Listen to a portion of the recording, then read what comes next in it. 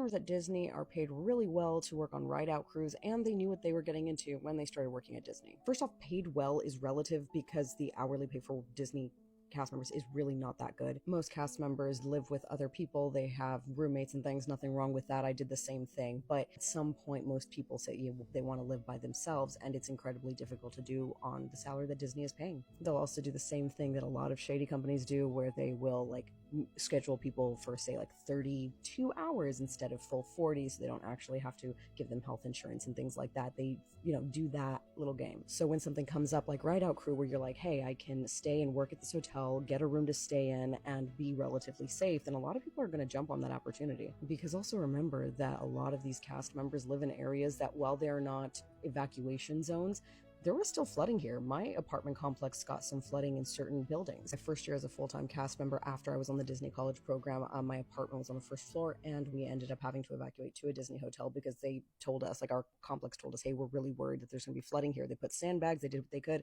but there was flooding. It ended up being better that we were able to go to a Disney hotel and write it out there. And as for the whole thing of, well, people know what they're getting into when they get this job, stop it. Stop it. I don't care.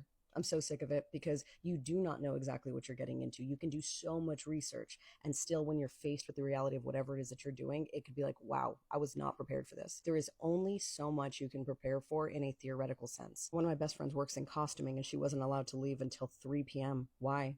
She was not in an essential portion of the operation for hotels, and not allowed to leave until 3 p.m. Come on, that's ridiculous. That's what we're discussing here. I also want to say that where I am, which is North Orlando, I got my first power outage flicker at about 7 p.m. and then the power fully went out for the first time at 8 p.m. So if somebody is working until 3 and they have to still get to their car, drive home, do everything, trying to hurricane prep and all that,